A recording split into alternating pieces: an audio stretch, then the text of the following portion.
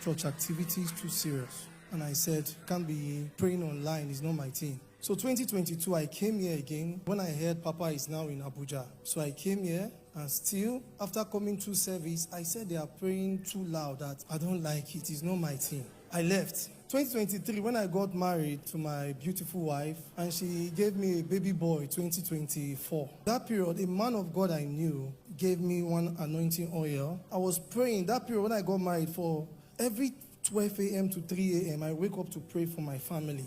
That's how committed I am, because I said, if in my life, if God is not giving me anything, I don't want it. I said I have to protect my family in the name of God, and everything I'm doing is all under the protection of God. I cannot seek external source for protection. Then I was committed to this church I was attending, and they gave me anointing oil. Said that if there is anything, I should anoint myself and my family once in a while. I said, okay. Then on Thursday, that's 3 days before the naming ceremony, I had a dream. Someone came to me and took something away from me, and I gave that person. After giving that person, I woke up drained, as if there was no life in me. I woke up and I told my wife, I said, babe, this dream I get, I don't like her. I said, the thing did somehow. Then we forgot about it. I said, I pray nothing will happen. Then we moved to the naming ceremony. 3 a.m. on the naming ceremony, we arranged everything. The service was to take place 8 a.m. Immediately I put the anointing oil on that child. That boy screamed.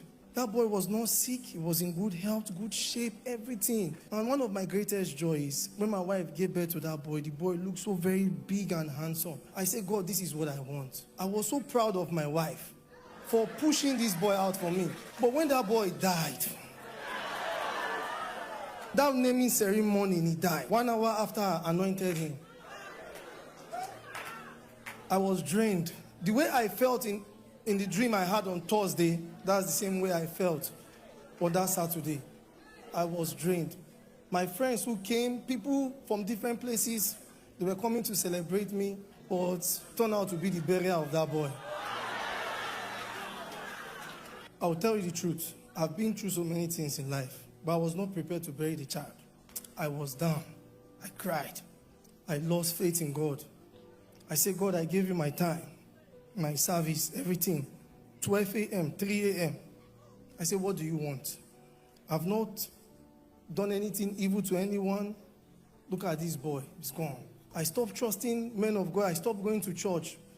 And even when my wife tries to pray on the altar of fire, I said, please, please, please, no. I don't need this. I don't need it. I said, please, I don't trust all these people anymore. Then after 5 months to 6 months, she got pregnant again. Then before you know, my wife was having malaria. The first month of the pregnancy. So the doctors were saying, treating malaria before the first trimester is either we terminate the pregnancy so we can treat my wife. It was coming with so many challenges, and the thing hurt me. I said, do you people expect me to bury a child the second time? I said, it's not possible. Then 5 months into the pregnancy, my wife said she was craving for pizza or something. I went to get her. We moved together. Then a business call came in. Then I had to drive there, and I told my wife, get a cab and go home. Before you know, my wife just called me and said she fell from the motorbike. And I said, why not use a boat, or why did you take a bike? Why? I said, why? So many challenges. Then when I got to the 7 months, I had that same dream again. This time, I had a dream that the boy is going to die through a birth complication. And I refused to. When I woke up that morning, I was down, but I refused to tell my wife because this woman is 7 months pregnant, heavily pregnant. And I said, no. I don't want to tell her. Then that pastor, we somehow spoke. He now said I should bring the shovel of the baby. He wants to pray for it. That's when I get to realize that, first of all, that first incident that happened, that boy was not sick. Then it was something he gave me, but now he's requesting for another thing again. I said no. I refused to tell my wife. I spoke to my other sister. My other sister said, Omo, guy, you need to pray. I can't tell her and say, Omo, who want to run to?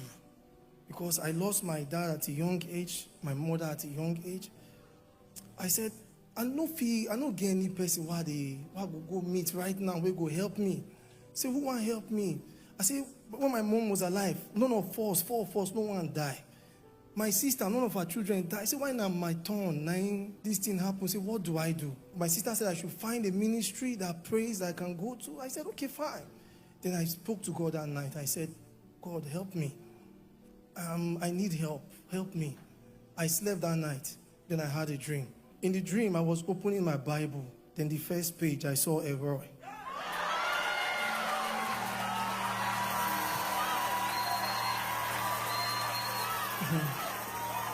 I opened the second page again. I saw a Roy. I opened the third page. I saw a Roy. I woke up and I told my wife that this is the dream I had. Oh, she started smiling and said, see you where they do shakara. Me why they pray for years since God no show me anything. Now you will just come. Now God they show. I now said, okay, fine. Then I now joined the prayer after I had that dream. I joined the prayer. I was committed every single day. From 7 months to the day that boy was born. Then on the 8th month, I came online. I saw about 200 and something thousand people online. I said, God, how Papa want to see me like this? Sometimes, to be honest, I'll speak facts. It's discouraging. Like, so many problems so people come with. How do they want to see my own? I said, Maka, just join. When before you know, Papa said, I don't know who you are, but your son will not die. Hear me, your son will not die. I started smiling. I called my wife. Papa just called my case. So say, Siam. I showed my wife. I screen recorded everything. I showed her. She was so happy.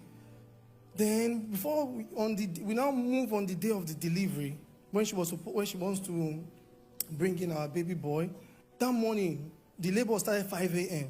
My wife said, no rush.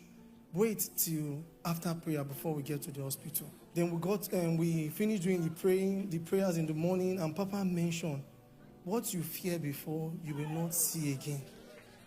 And he said, before 24 hours, you will carry your evidence. I was so happy. At the same time, I was still a bit worried. Then when she was pushing out the baby, before we get to know, I heard a noise shouting, see waiting they keep picking, see waiting they keep picking.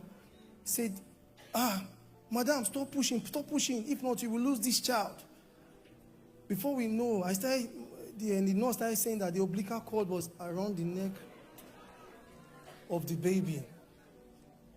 And the woman just stepped up and said, no, wait. And the woman found a way of cutting it, removing the umbilical cord. Then in less than 3 minutes, my baby came out and I was crying. And I said, God has done it. And look at my beautiful wife.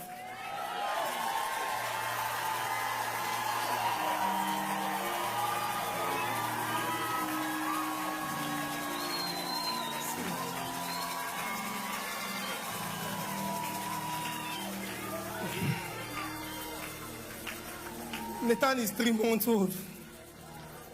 His name is Nathan. His name is Oluwa Korede. His name is Chiemele.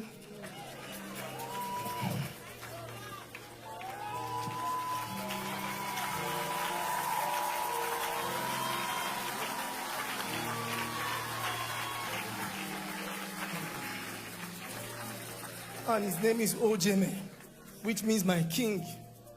But I call him EB, Roy's baby. I just want to give thanks to God. And Papa, God bless you. I'll tell you the truth, it's not easy to lose a child. It's painful. It's painful.